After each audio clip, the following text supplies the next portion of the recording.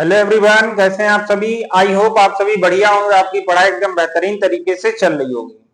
जैसा कि हमें मालूम है, हमारा जो है 10th क्लास का फिजिक्स चल रहा था, जिसका 4th चैप्टर स्टार्ट किया था हमने, जिसका नाम है वैद्युत धारा का चुंबकीय प्रभाव। इस क्लास में हमने पढ़ा था कि चुंबक क्या होते हैं, क्या इसके प्रकार होते हैं, इसके क्या क्या गुण हो सकते हैं, इसके क्या क्या उपयोग हो सकते हैं, वलरेखाएं क्या है, चुंबकीय वलरेखाएं क्या है, चुंबकीय क्षेत्र क्या है और चुंबकीय वलरेखाओं के क्या क्या गुण हो सकते हैं। ठीक है, इन सभी चीजों को हमने पीछे की क्लासों में डिटेल में पढ़ा था। आज जो हम स्टार्ट करेंगे, इसी में अगली क्लास हमारी रहने वाली है, जिसमें हम पढ़ेंगे तार के निकट उत्पन्न चुंबकीय क्षेत्र क्या होगा। किसी तार में धारा प्रवाहित हो रही है, उस तार के निकट उत्पन्न चुंबकीय क्षेत्र कितना होगा। ठीक है, और उस चुंबकीय क्षेत्र की दिशा हम कैसे ज्ञात करेंगे, क्योंकि हमने बताया था चुंबकीय क्षेत्र कैसी राशि है, सदिश राशि है। जब चुंबकीय क्षेत्र सदिश राशि है तो उसकी दिशा हम ज्ञात करेंगे। तो दिशा ज्ञात करने के नियम पढ़ने हैं। एक होता है दाएं हाथ के अंगूठे का नियम होता है, एक मैक्सवेल की दक्षिणावर्ती पेंच का नियम होता है। ठीक है, एक होता है दाएं हाथ की हथेली का नियम नंबर 1। तो इन चीजों को आज हम अच्छे से इस क्लास में कवर करेंगे, और उम्मीद है हमें आप लोग सभी लोग जो है पीछे की क्लास देख के आए होंगे। तो आज हम स्टार्ट क्या करेंगे, सीधे धारावाही चालक के निकट उत्पन्न चुंबकीय क्षेत्र। पहले हम इन चीजों को समझेंगे, इसके बाद हम इन चीजों को क्या करेंगे, लिखेंगे। देखो इधर, सबसे पहले हम इन चीजों को क्या करेंगे, समझेंगे पहले इन चीजों को। देखो इधर, पहला पॉइंट हमारा इसमें क्या है समझने वाला, सबसे पहला पॉइंट यही है, क्योंकि लिखना तो हमें बाद में, पहले एक एक चीज हम समझेंगे, इसके बाद हम एक एक चीज जो है लिखेंगे। देखो इधर, सबसे पहला जो पॉइंट है वो है सीधे धारावाही चालक के कारण उत्पन्न चुंबकीय क्षेत्र। सीधे धारावाही चालक के कारण उत्पन्न चुंबकीय क्षेत्र। ठीक है, और फिर इसकी दिशा ज्ञात करना। तो दिशा ज्ञात करने के 3 नियम है, और फिर इसका स्वरूप पढ़ेंगे। देखो, पहले वाले पॉइंट के कहने का मतलब क्या है, पहले वाले पॉइंट के कहने का मतलब ये है कोई सीधा तार। ये हमारे पास क्या, सीधा तार। और ये तार तो सीधा है, लेकिन ये कैसा है, धारावाही है। धारावाही है, इसका मतलब इसमें क्या प्रवाहित हो रही है, धारा प्रवाहित हो रही है। समझ में आया? इसमें जब धारा प्रवाहित हो रही है तो ऑर्स्टेड ने बताया था, जब तार में धारा प्रवाहित करेंगे तो उसके चारों ओर क्या उत्पन्न हो जाएगा, चुंबकीय क्षेत्र उत्पन्न हो जाएगा। समझ में आया? तो वही हमें चुंबकीय क्षेत्र ज्ञात करना कि वो चुंबकीय क्षेत्र कितना उत्पन्न होगा। समझ में? पहले पॉइंट पे क्या ज्ञात करना कि चुंबकीय क्षेत्र कितना उत्पन्न होगा। ऐसे ये तार है, धारा प्रवाहित हो रही है इसमें 2 एम्पियर की, और हमसे बोला जाए इसमें 2 एम्पियर की धारा प्रवाहित हो रही है तो 3 मीटर की दूरी पर, अब इसके चारों ओर चुंबकीय क्षेत्र उत्पन्न होगा। तो अगर हमसे बोला जाए इससे 3 मीटर की दूरी पर, 4 मीटर की दूरी पर, 2.5 मीटर की दूरी पर क्या ज्ञात करना है, चुंबकीय क्षेत्र। तो उसका फॉर्मूला हम ज्ञात करेंगे। ठीक है, उसका फॉर्मूला कैसे निकलेगा, बस एक चीज याद रखना है कि जो चुंबकीय क्षेत्र होगा तार के निकट उत्पन्न चुंबकीय क्षेत्र, ये तार है और तार के निकट उत्पन्न इसके चारों ओर जो चुंबकीय क्षेत्र होगा वो 2 चीजों पर निर्भर करता है। चुंबकीय क्षेत्र हमें मालूम है किससे प्रश्न करते हैं, चुंबकीय क्षेत्र को हम प्रश्न करते हैं बी से। ठीक है, चुंबकीय क्षेत्र हम किससे प्रश्न करते हैं, बी से। और वी सिर्फ 2 चीजों पर निर्भर करता है। पहला जो है वो वी निर्भर करता है धारा पर। पहले नंबर पे बी किस पर निर्भर करेगा, धारा पे। यानी कि वी जो है वो आई के अनुक्रमानुपाती होगा। जो भी चुंबकीय क्षेत्र उत्पन्न होगा इस तार के चारों ओर, वो किसके अनुक्रमानुपाती होगा, धारा के अनुक्रमानुपाती होगा। अनुक्रमानुपाती मतलब है आई का मान बढ़ाएंगे तो वी का मान क्या होगा, बढ़ेगा, आई का मान घटाएंगे तो वी का मान क्या होगा, घटेगा। अनुक्रमानुपाती का मतलब क्या होता है, एक चीज बढ़ाएंगे तो दूसरी चीज बढ़ेगी, एक चीज घटाएंगे तो दूसरी चीज क्या होगी, घटेगी।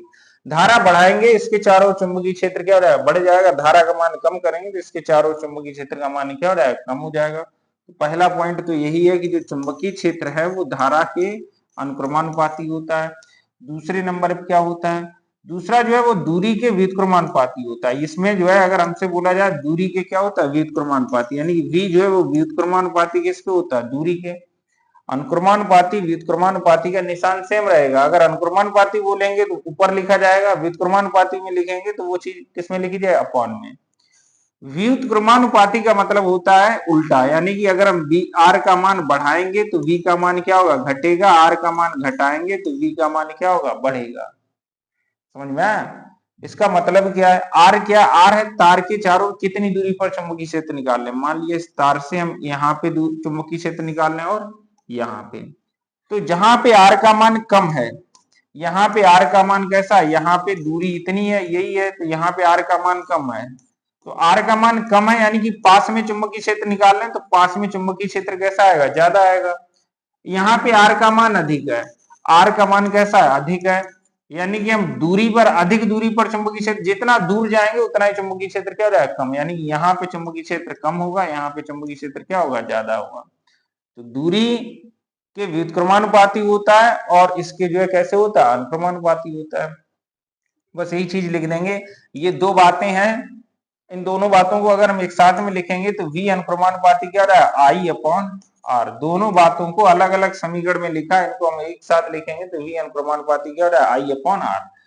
और एक पॉइंट याद रखना है, जब भी हम अनुक्रमानुपाती का निशान हटाएंगे, जब भी हम किसका निशान हटाएंगे, अनुक्रमानुपाती का निशान हटाएंगे, तो एक नियतांक आएगा और बराबर का निशान आएगा। ये याद रखना है, अनुक्रमानुपाती निशान हटाएंगे तो कौन सा निशान आता है, बराबर का। ठीक, एक नियतांक आता है, वो अलग अलग नियम में अलग अलग आता है। यहाँ पे जो नियतांक आता है उसका जो मान होता है वो होता है म्यू नॉट अपॉन 2 पाई। तो यहाँ पे जाएगा b और इसकी जगह क्या आएगा, बराबर एक नियतांक आएगा, वो होगा म्यू नॉट अपॉन 2 पाई, और यहाँ पे क्या हो रहा है, आई अपॉन आर। तो ये जो तार के निकट उत्पन्न चुंबकीय क्षेत्र आया, वो तार के निकट उत्पन्न चुंबकीय क्षेत्र v बराबर कितना आएगा, तार के निकट उत्पन्न चुंबकीय क्षेत्र v बराबर आएगा म्यू नॉट आई अपॉन क्या होगा, 2 पाई आर। एक और चीज इसमें याद रखने वाली है, जो म्यू नॉट है इसे बुलाया जाता है वायु या निर्वात की चुंबकशीलता। जब भी हम क्वेश्चन लगाएंगे तो जो म्यू नॉट है, म्यू नॉट का मान हमें रखना है 4 pi into 10 to the power minus का 7 न्यूटन एम्पियर स्क्वायर। इसका मान कितना रखना है, म्यू नॉट जो है इसे बुलाया जाता है वायु या निर्वात की चुंबकशीलता, और इसका मान कितना होता है 4 pi into 10 to the power minus का कितना होगा। अब ये सब चीजें लिखाएंगे हम अलग से, ठीक है, पहले ये समझाने के लिए लिखा है। तो म्यू नॉट का मान कितना होता है, ये याद रखना, म्यू नॉट का मान कितना होता है 4 pi into 10 to the power minus 7 newton ampere square. इसे बोला क्या जाता है वायु निर्वात की चुंबकशीलता।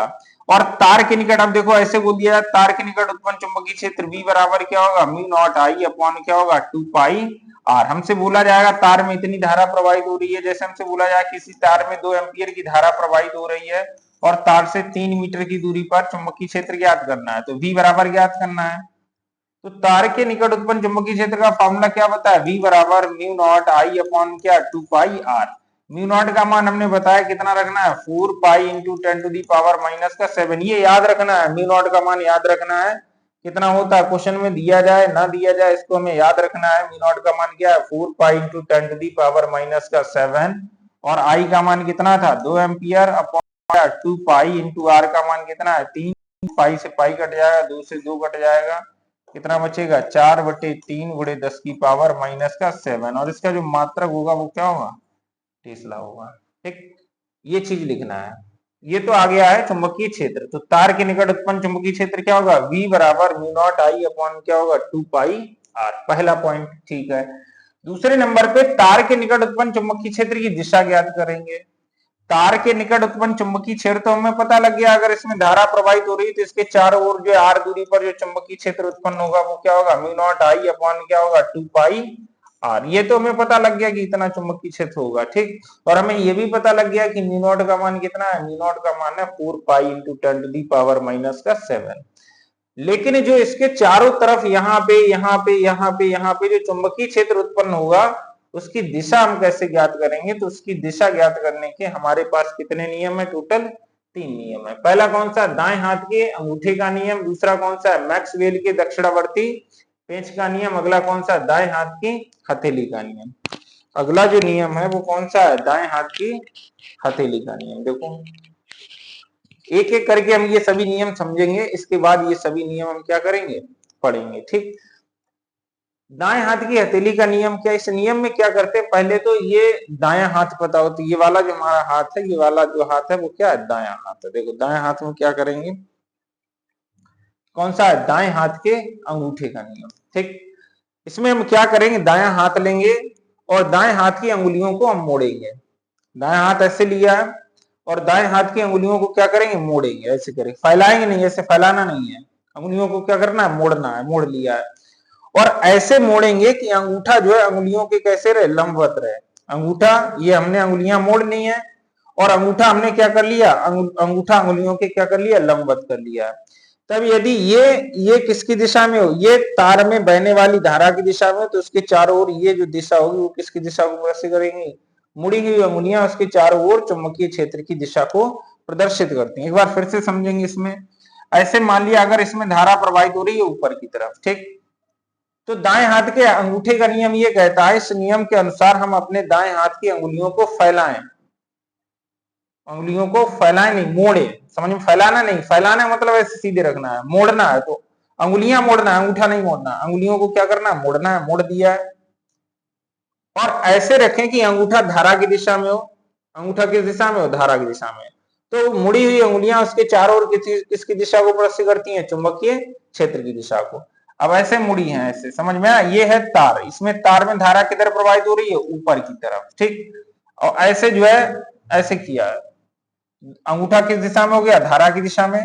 तो मुड़ी हुई अंगुलियां यानी इसके चारों ओर जो चुंबकीय क्षेत्र होगा वो कैसा होगा, सकेंद्रीय वृत्तों के रूप में होगा, ऐसे करके होगा। अगर इस चीज को हम समझेंगे तो यहाँ से दिख भी रहा है हमें, ऐसे अगर यहाँ से हम देखेंगे तो इसमें हमें दिख रहा है, क्या दिख रहा है, इसमें हमें दिख रहा है ये तार है, धारा प्रवाहित हो रही है, उसके चारों जो चुंबकीय क्षेत्र होगा वो कैसा होगा, सकेंद्रीय वृत्तों के रूप में, कैसा हो जाएगा, सकेंद्रीय वृत्तों के रूप में, ठीक है।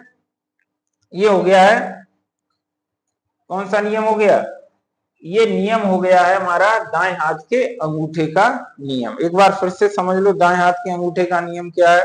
दाएं हाथ के अंगूठे तथा उस दाएं हाथ की अंगुलियों को इस प्रकार जो है मोड़े कि अंगूठा उनके कैसे रहे, लंबवत रहे। तब यदि अंगूठा किस दिशा में रहेगा, धारा की दिशा में, तो मोड़ी हुई अंगुलियां उसके चारों ओर किसकी दिशा को प्रदर्शित करेंगी, चुंबकीय क्षेत्र की दिशा को। पहला हो गया। दूसरा इसी में हमें किसके बारे में पढ़ना है, मैक्सवेल के दक्षिणावर्ती पेंच का नियम। देखो मैक्सवेल के दक्षिणावर्ती पेंच का नियम क्या है, उससे भी किसकी दिशा ज्ञात करेंगे, धारावाही चालक के कारण उत्पन्न चुंबकीय क्षेत्र की दिशा ज्ञात करेंगे। होता क्या है मैक्सवेल के दक्षिणावर्ती पेंच का नियम, जैसे ये तार है, ऐसे इसमें धारा किधर प्रवाहित हो रही है, ऊपर की तरफ। तो मैक्सवेल ने अपना ये बताया था कि इस नियमानुसार दक्षिणावर्ती है मतलब दाएं हाथ से, इस नियमानुसार यदि हम अपने दाएं हाथ से पेंच कस को पकड़कर इस प्रकार घुमाएं, इसको घुमाएं, पेंच कस को पकड़कर इस प्रकार घुमाएं कि पेंच की नोक धारा की दिशा में आगे बढ़े, पेंच की नोक जो है वो किस दिशा में आगे बढ़े, धारा की दिशा में आगे बढ़े। तो जो अंगूठा घूमता है पेंचकस को घुमाने के लिए, उसके चारों ओर किसकी दिशा को प्रदर्शित करता है, चुंबकीय क्षेत्र की दिशा को प्रदर्शित करता है। फिर से ऐसे समझेंगे, यहाँ पे देखो इसमें धारा ऊपर प्रवाहित हो रही है, एक पेंचकस, ये हमने मान लिया पेंचकस है। जब पेंचकस से हम पेंच को कसेंगे तो पेंच किधर बढ़ेगा, आगे बढ़ेगा। अगर उसकी नोक जो हम कस रहे हैं, पेंचकस की नोक अगर धारा की दिशा में आगे बढ़े तो ये जो अंगूठा घूम रहा है वो किसकी दिशा को प्रदर्शित करेगा, उसके चारों ओर चुंबकीय क्षेत्र की दिशा हो। इसके चारों ओर जो चुंबकीय क्षेत्र होगा वो कैसा होगा, वृत्ताकार होगा, नहीं होगा इसके चारों, जैसे अंगूठा घूम रहा है गोल गोल तो वृत्ताकार होगा। समझ में आया, इससे भी हमने निकाला था अंगूठे के नियम से, इससे भी निकाला तो कैसा आएगा, वृत्ताकार होगा। समझ में आ गई वाली चीज। यही चीज लिख देना है, इस नियमानुसार यदि हम अपने दाएं हाथ से पेंचकस को पकड़कर, किसको पकड़कर, पेंचकस को पकड़कर इस प्रकार घुमाए कि पेंच की नोक जो है वो किस दिशा में आगे जाए, पेंच की नोक धारा की दिशा में आगे बढ़े। तो अंगूठा पेंचकस को घुमाने के लिए अंगूठा जिस दिशा में घूमता है वह किसकी दिशा को प्रदर्शित करता है, चुंबकीय क्षेत्र की दिशा को प्रदर्शित करता है, ठीक है ना। एक और इसमें बचा है दाएं हाथ की हथेली का नियम।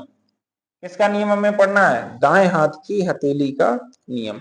पहले हम देखेंगे दाएं हाथ की हथेली का नियम क्या है, फिर इसके बाद हम इन सभी चीजों को एक एक करके लिखेंगे। देखो दाएं हाथ की हथेली का नियम क्या कहता है, दाएं हाथ की हथेली का नियम ये कहता है कि दायां हाथ लेंगे और दाएं हाथ के पूरे पंजे को हम फैलाएंगे। ये पूरा पंजा हमने दाएं हाथ को फैला दिया है, इसमें उंगलियां मोड़ना नहीं है, दाएं हाथ के पूरे पंजे को क्या करना है, फैलाना है। तब यदि ये धारा की दिशा में हो, अंगूठा किस दिशा में हो, धारा की दिशा में हो, और ये उस बिंदु की ओर संकेत करें जिस बिंदु पर हमें क्या ज्ञात करना है, चुंबकीय क्षेत्र ज्ञात करना है, तो हथेली के लंबवत बाहर धक्का मारने की दिशा किसको प्रदर्शित करती है, चुंबकीय क्षेत्र की दिशा को। ऐसे समझ लेंगे, ऐसे इसमें धारा किधर प्रवाहित हो रही है, तार में धारा प्रवाहित हो रही है ऊपर की ओर, यहाँ पे हमें चुंबकीय क्षेत्र की दिशा ज्ञात करना है। अब धारा के कारण इसके चारों ओर चुंबकीय क्षेत्र उत्पन्न हो जाएगा। उस चुंबकीय क्षेत्र, अब मान लिया यहाँ पे कुछ चुंबकीय क्षेत्र उत्पन्न हुआ, उसकी दिशा में ज्ञात करना है। तो अगर हम इस नियम से निकालेंगे दाएं हाथ की हथेली के नियम से, तो हमने बताया ऐसे फैलाएंगे दाएं हाथ को और अंगूठा किस दिशा में रखना है, धारा की दिशा में। तो अंगूठा धारा ऊपर प्रवाहित हो रही है, अंगूठा ऊपर हो गया। ये अंगुलियां उस बिंदु की ओर रखेंगे जिस बिंदु पर हमें चुंबकीय क्षेत्र की दिशा ज्ञात करनी। चुंबकीय क्षेत्र की दिशा यहाँ पे ज्ञात करनी है तो यहाँ पे रखेंगे। तो इसकी जो दिशा होगी वो किधर होगी, बाहर की तरफ। यहाँ पे जो चुंबकीय क्षेत्र होगा उसकी दिशा किधर होगी, बाहर की तरफ। अगर इस वाले पॉइंट पे अगर हमें चुंबकीय क्षेत्र की दिशा ज्ञात करनी है तो ये धारा की दिशा में, अब उंगलियां इधर हो जाए तो किधर हो जाएगी, अंदर की तरफ। ठीक है। और अगर इसके इस तार से अंदर अगर ज्ञात करना है तो इधर हो जाएगा। तो इसमें जो है चुंबकीय क्षेत्र की दिशा समझ में आया कैसे निकालेंगे। तो तीन नियम हो गए हमारे पास, दाएं हाथ की हथेली का नियम, मैक्सवेल के दक्षिणावर्ती पेंच का नियम, और क्या है, दाएं हाथ के अंगूठे का नियम। एक चीज और पॉइंट है इसमें, सीधे धारावाही चालक के कारण उत्पन्न चुंबकीय क्षेत्र का स्वरूप। कैसा स्वरूप होता है, स्वरूप जो होता है वो कैसा होता है, सीधे धारावाही चालक के कारण उत्पन्न चुंबकीय क्षेत्र का जो स्वरूप होगा वो क्या होगा, उसके चारों ओर जो है वो कैसा होगा, सकेंद्रीय वृत्तों के रूप में। सीधे धारावाही चालक के कारण उत्पन्न जो चुंबकीय क्षेत्र होगा उसके चारों ओर कैसा होगा, वृत्ताकार होगा। समझ में आया, तार के चारों तरफ कैसा होगा, वृत्ताकार होगा। पता कैसे लगा था वृत्ताकार होगा, पता ऐसे लगा था क्योंकि वृत्ताकार होगा। ये नियम तो बाद में दिए गए, पहले तो ये ज्ञात किया गया इसके चारों तरफ ऐसा होता है चुंबकीय क्षेत्र। समझ में आया, वृत्ताकार होता है, उसी के आधार पर ये नियम बना दिए थे।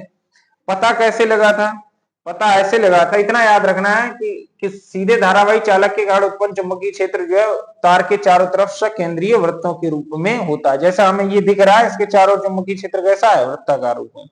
पता कैसे लगा था, एक ऐसे कागज लिया था या गत्ता लिया था और इस गत्ते में क्या किया था, ऐसे करके एक तार डाल दिया। ऐसे गत्ता लिया और गत्ते में क्या डाल दिया, एक तार डाल दिया। ठीक है। और इस तार में प्रवाहित कर दी धारा। इस तार में क्या प्रवाहित कर दी, धारा। एक गत्ता लिया, एक तार लिया और तार को ऐसे गत्ते में फंसा दिया बीच में छेद करके, और इस तार में धारा प्रवाहित कर दी। और इस तार में जो ये गत्ता, इस गत्ते पर बुरादा डाल दिया है। समझ में आया, लोहे को पीस कर लोहे का बुरादा इस पर डाल दिया। और जैसे इस पर लोहे का बुरादा डाला तो वो बुरादा जो है वृत्ताकार फैल गया, इसकी चारों ओर कैसा फैल गया, वृत्ताकार। जैसे पहले छोटा फिर बड़ा फिर ऐसे चारों तरफ कैसा हो गया, वृत्ताकार फैल गया। इन्हीं रेखाओं को बोल दिया गया कि ये जो है चुंबकीय बल रेखाएं हैं, यानी कि ये इसके चारों ओर क्या चुंबकीय क्षेत्र है। यानी कि तार के चारों तरफ उत्पन्न चुंबकीय क्षेत्र जो होता है वो कैसा होता है, वृत्ताकार होता है। समझ में आया। और इसकी जो दिशा ज्ञात करने के नियम है वो कितने टोटल नियम है, टोटल जो नियम है वो 3 नियम है। अब ये एक एक करके हम फटाफट इन चीजों को हम लिख लेंगे, फिर इसके बाद जो हम आगे करेंगे। देखो यार, सबसे पहली हेडिंग लिखना है सीधे धारावाही चालक के कारण उत्पन्न चुंबकीय क्षेत्र। इसमें यही लिखना है, जब किसी चालक तार में धारा प्रवाहित की जाती है, सीधे धारावाही चालक के कारण उत्पन्न चुंबकीय क्षेत्र।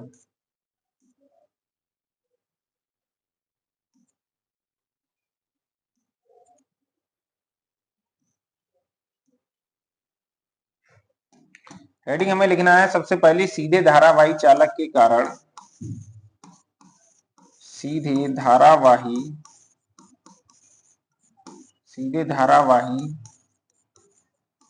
चालक के कारण, सीधे धारावाही चालक के कारण उत्पन्न चुंबकीय क्षेत्र। सीधे धारावाही चालक के कारण उत्पन्न चुंबकीय क्षेत्र लिखेंगे। इसमें सीधे धारावाही चालक के कारण उत्पन्न चुंबकीय क्षेत्र क्या होता है, तो इसमें यही लिखेंगे, जब किसी चालक तार में धारा प्रवाहित की जाती है, जब किसी चालक तार में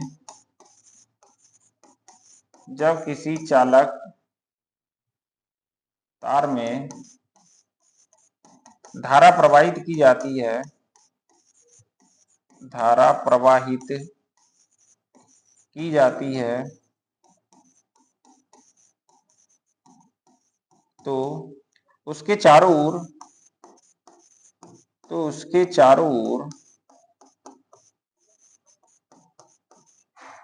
एक चुंबकीय क्षेत्र, तो उसके चारों ओर एक चुंबकीय क्षेत्र उत्पन्न हो जाता है, तो उसके चारों ओर एक चुंबकीय क्षेत्र उत्पन्न हो जाता है। यह चुंबकीय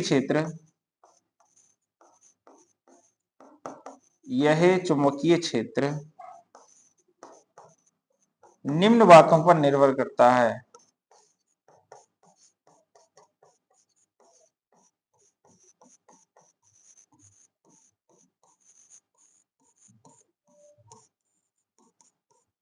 यह चुंबकीय क्षेत्र निम्न बातों पर निर्भर करता है। कितनी बातें बताई थी? कितनी बातें बताई थी? कितनी बातों पर निर्भर करता है चुंबकीय क्षेत्र? दो बातों पर निर्भर करता है। पहला क्या होता है? धारा आई के अनुक्रमानुपाती होता है और दूरी के क्या होता है? व्युत्क्रमानुपाती होता है। यानी धारा बढ़ाएंगे चुंबकीय क्षेत्र बढ़ेगा, धारा कम करेंगे चुंबकीय क्षेत्र क्या होगा? कम होगा। तो नंबर 1 यही लिख देंगे, वैद्युत धारा। नंबर 1 में लिख देंगे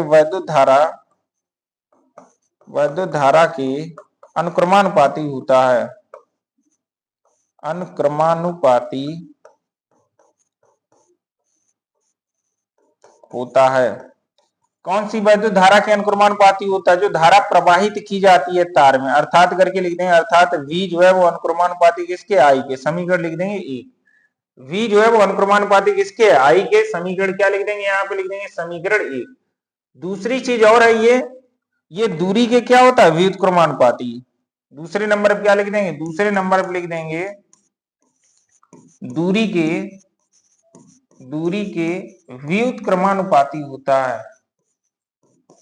व्युत्क्रमानुपाती होता है। कौन सी दूरी के व्युत्क्रमानुपाती होता है? ये उस दूरी के व्युत्क्रमानुपाती होता है। तार से इतनी दूरी पर चुंबकीय क्षेत्र याद कीजिए, यानी जितनी दूरी बढ़ाएंगे चुंबकीय क्षेत्र का मान क्या होगा? कम होगा। जैसे चुंबक है, पास पास रखे हैं, दूरी कम है, तेजी से आकर्षित होगा।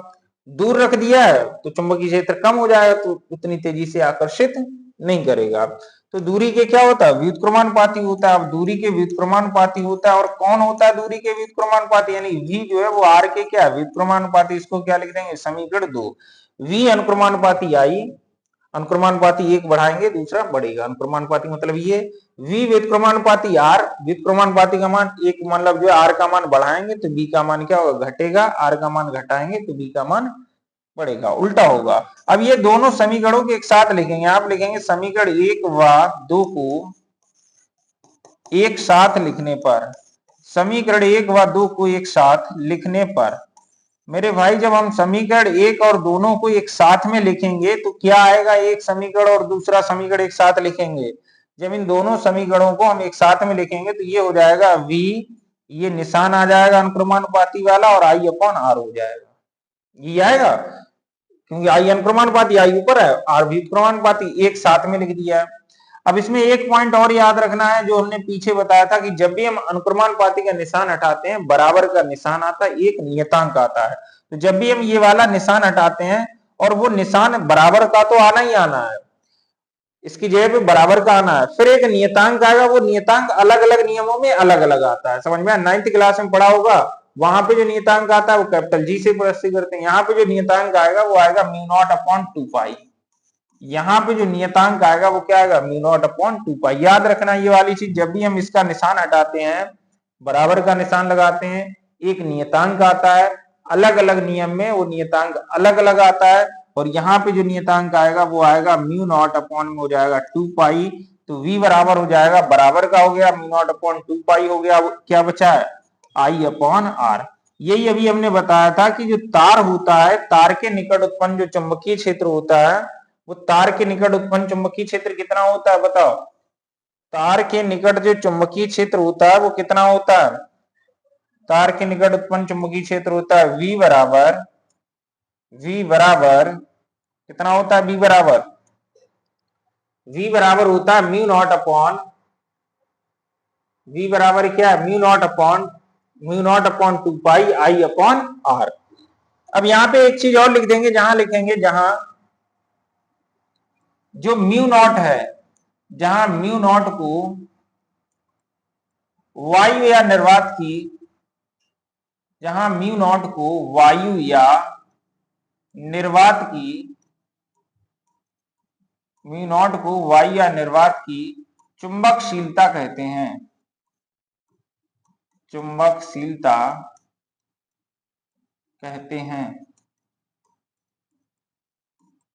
म्यू नॉट को क्या बोला जाता है? अगर हमसे बोला जाए वायु या निर्वात की चुंबकशीलता क्या है, तो वायु या निर्वात की चुंबकशीलता जो है वो क्या होती है? Mu not.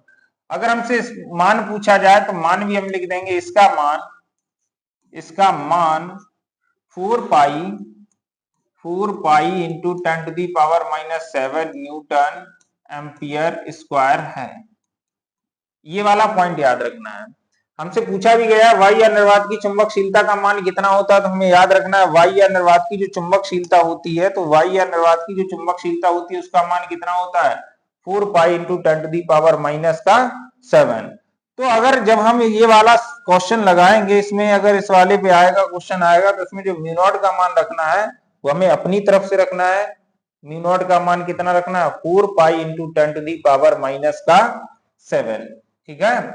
वायु या निर्वात की क्या है चुंबकशीलता है और इसका मान ये होता है, और मात्रक भी इसका याद रखना है, मात्रक क्या न्यूटन एम्पियर स्क्वायर। दूसरे नंबर पे हमें ज्ञात करना है तार के निकट उत्पन्न चुंबकीय क्षेत्र। तो पता लग गया कि तार के निकट उत्पन्न चुंबकीय क्षेत्र क्या होता है, V बराबर mu naught I upon 2 pi R। अब दिशा ज्ञात करेंगे तो यहां पर लिखेंगे सीधे धारावाही चालक तार के निकट, हेडिंग लिखेंगे सीधे धारावाही चालक तार के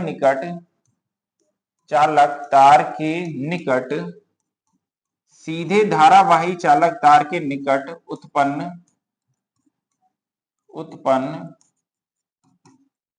चुंबकीय क्षेत्र की दिशा ज्ञात करना। हम जो है ये वाली चीज तो हम निकाल लेंगे कि कितना चुंबकीय क्षेत्र उत्पन्न होगा, वो तो हमने निकाल दिया। कितना चुंबकीय क्षेत्र का अगर मान निकालना है तो मान निकालेंगे, क्या हो जाएगा B बराबर mu naught I upon 2 pi R। दिशा ज्ञात करना, इसकी दिशा ज्ञात करने के हमने बताया था 3 नियम है।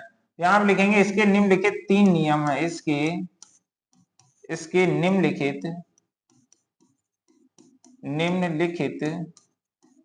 नियम है, या इसके निम्नलिखित 3 नियम है, या ऐसे लिख दो इसके निम्नलिखित नियम है। इसके मतलब जो है तार के निकट उत्पन्न चुंबकीय क्षेत्र की दिशा ज्ञात करने के। पहला नियम बताया था दाएं हाथ के अंगूठे का नियम। सबसे पहला नियम क्या बताया था, दाएं हाथ के अंगूठे का नियम। और यहाँ पे जो दाएं हाथ के अंगूठे का नियम है वो हमने क्या बताया था, दाएं हाथ के अंगूठे का नियम बताओ। दाएं हाथ के जो अंगूठे का नियम है वो हमने क्या बताया था, हम अपना दायां हाथ लेंगे। कौन सा हाथ लेंगे, दायां हाथ लेंगे। ठीक है, दाएं हाथ के अंगूठे का नियम हम देखेंगे। तो दाएं हाथ के अंगूठे का नियम क्या है, हम अपना दायां हाथ लेंगे और अंगुलियां फैलाएंगे। वो अंगुलियां फैलाने नहीं है, अंगुलियों को क्या करना है, मोड़ना है। दायां हाथ लिया और दाएं हाथ से अंगुलियों को क्या करना है, ऐसे दाएं हाथ लिया, अंगुलियों को क्या किया, मोड़ दिया है, ऐसे करके मोड़ दिया है। और इन अंगुलियों को अंगूठे के लंबवत कर दिया। ये मुड़ी हुई अंगुलियां अंगूठे की कैसी होंगी, लंबवत। तो ये अगर धारा की दिशा में, तो तार के चारों ओर किसकी दिशा को प्रस्तुत करेगा, चुंबकीय क्षेत्र की दिशा को। तो यही चीज है, यहाँ पे एक बार लिख देंगे यही वाली चीज। तो क्या लिखना है हमें, इस नियमानुसार दाएं हाथ की अंगुलियों को मोड़कर इस प्रकार रखें कि अंगूठा इनके कैसे रहे, कि अंगूठा जो है वो इनके कैसे रहे, लंबवत रहे। अंगूठा जो है वो इनके कैसे रहे, लंबवत रहे।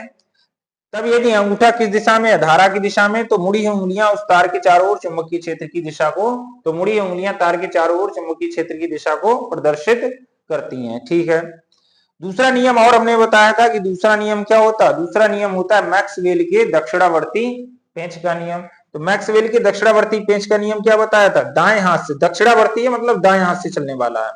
तो इस नियमानुसार दाएं हाथ से पेंचकस को पकड़कर इस प्रकार घुमाए, पेंचकस को ऐसे ऐसे घुमाएंगे तो अंगूठा घूमेगा और पेंचकस भी घूमेगा, पेंच भी घूमे, और पेंचकस जब कसेंगे तो ये पेंचकस की नोक किधर जाएगी, आगे की तरफ जाएगी। तो यही है कि जो पेंचकस की नोक है वो किस दिशा में आगे जाए, धारा की दिशा में। अगर इसकी नोक जो है धारा की दिशा में आगे जाए तो अंगूठा इसके चारों ओर जो घूमता है वो किसकी दिशा है, चुंबकीय क्षेत्र की दिशा। तो ये लिख देंगे, इस नियमानुसार यदि हम अपने दाहिने हाथ से, कौन से हाथ से, दाहिने हाथ से पेंचकस को पकड़कर इस प्रकार घुमाए कि पेंचकस की जो नोक है वो किस दिशा में आगे जाए, पेंचकस की नोक जो है वो धारा की दिशा में आगे जाए या धारा की दिशा में आगे बढ़े। तो पेंचकस को घुमाने में अंगूठा जिस दिशा में घूमता है वही चुंबकीय क्षेत्र की दिशा होती है, या वह चुंबकीय क्षेत्र की दिशा को प्रदर्शित करती है। ये हो गया मैक्सवेल के दक्षिणावर्ती पेंच का नियम। अब एक और इसमें हमारे पास बचा है दाएं हाथ की हथेली का नियम। कौन सा बचा है हमारे पास? दाएं हाथ की हथेली का नियम। समझेंगे दाएं हाथ की हथेली का नियम क्या है, फिर लिखेंगे। दाएं हाथ क्या है? यही है, तीनों दाहिने ही हाथ वाले हैं, ठीक है, दाएं हाथ है। और ऐसे फैलाएंगे कि अंगूठा किस दिशा में उधार, ऐसे फैलाना है इसमें, पंजे पूरे पंजे को फैलाना है इसमें पूरे पंजे को क्या करना, फैलाना। ऐसे फैला दिया, ठीक। तो इस नियमानुसार यदि हम अपने पंजे को फैलाकर इस प्रकार रखें कि अंगूठा तथा ये अंगुलियां परस्पर कैसी है, लंबवत। ये अंगूठा ऊपर है, सभी अंगुलियां इधर है, तो अंगूठा और ये अंगुलियां कैसी है, लंबवत है। अगर ये धारा की दिशा में हो और ये उस बिंदु की ओर संकेत करें जिस बिंदु पर हमें चुंबकीय क्षेत्र ज्ञात करना है, तो हथेली के लंबवत बाहर धक्का मारने की दिशा किसको प्रदर्शित करती है, चुंबकीय क्षेत्र की दिशा को प्रदर्शित करती है। तो यही लिखेंगे यहाँ पे, दाएं हाथ की हथेली का नियम, या हमसे बोल सकता है दाएं हाथ की हथेली का नियम नंबर 1, ठीक। चाहे हमसे बोला जाए दाएं हाथ की हथेली का नियम, या बोला जाए दाएं हाथ की हथेली का नियम नंबर 1, क्योंकि दाएं हाथ की हथेली के 2 नियम है, एक पहला एक दूसरा है। पहले वाले में नंबर 1 लगा दिया जाता, नहीं भी लगाया जाए तो नंबर 1 है।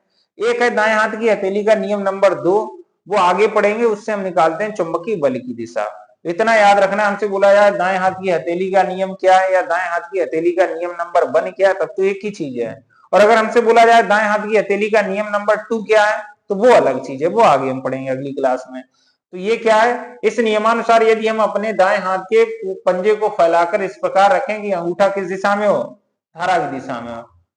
दाएं हाथ के पंजे को फैलाकर इस प्रकार रखें कि अंगूठा तथा अंगुलियां परस्पर कैसी हो, लंबवत। या ऐसे लिखना है, इस नियमानुसार यदि हम अपने दाएं हाथ के पंजे को फैलाकर इस प्रकार रखें कि अंगूठा किस दिशा में हो, धारा की दिशा में हो, अंगूठा किस दिशा में है, धारा की दिशा में हो, तथा अंगुलियां उस बिंदु की ओर संकेत करें जिस बिंदु पर हमें क्या ज्ञात करना है, चुंबकीय क्षेत्र की दिशा ज्ञात करनी है। तो हथेली के लंबवत बाहर धक्का मारने की दिशा किसकी दिशा को प्रदर्शित करती है, चुंबकीय क्षेत्र की दिशा। समझ में? ऐसे रखेंगे, ये फैलाएंगे, लंबवत रहे, और ये चुंबकीय क्षेत्र की दिशा में, ये धारा की दिशा में, हथेली लंबवत धक्का मारने की दिशा, ये जाइए थप्पड़ मारने वाली दिशा। समझ में आया कौन सी दिशा, ये हो जाएगा। एक पॉइंट और हमारा लास्ट इसमें बचा था कि धारावाही तार के निकट उत्पन्न चुंबकीय क्षेत्र का स्वरूप क्या होता है। तो धारावाही तार के निकट उत्पन्न चुंबकीय क्षेत्र का स्वरूप क्या होता है, धारावाही तार के निकट उत्पन्न चुंबकीय क्षेत्र जो है सकेंद्रीय वृत्तों के रूप में होता है। हमने बताया था किसके रूप में होता है, सकेंद्रीय वृत्तों के रूप में होता है, ठीक। तो ये वाले सभी पॉइंट हम लोगों को अच्छे से याद करना है, अच्छे से ये सभी पॉइंट जो है हम लोगों को क्या करना है, अच्छे से याद करना है। तो उम्मीद है ये पूरी क्लास समझ में आई होगी सभी को, ठीक है। फॉर्मूला याद रखना है, तार के निकट उत्पन्न चुंबकीय क्षेत्र का फॉर्मूला जो होता है वो क्या होता है, सीधे तार के निकट उत्पन्न चुंबकीय क्षेत्र का फॉर्मूला क्या होता है, V बराबर म्यू नॉट आई अपॉन क्या होता है, 2 पाई R। जहां म्यू नॉट का मान हमें याद रखना है, म्यू नॉट का मान क्या होता है, 4 pi into 10 to the power -7, मात्र क्या होता है, न्यूटन एम्पियर स्क्वायर। और इसे बोला क्या जाता है, इसे बोला जाता है वायु या निर्वात की क्या बोला जाता है, चुंबकशीलता। इसे बोला जाता है वायु या निर्वात की चुंबकशीलता। उम्मीद है सभी को क्लास समझ में आई होगी। आज तक यही रखेंगे, बाकी जो है कल कराएंगे। पूरा जो है एकदम से रिवीजन करना है, पूरा साथ साथ में नोट्स बनाना है, ठीक है। कोई समस्या तो हमें जो है बताएंगे, वो हम सॉल्यूशन करेंगे उसका। जय हिंद, जय भारत।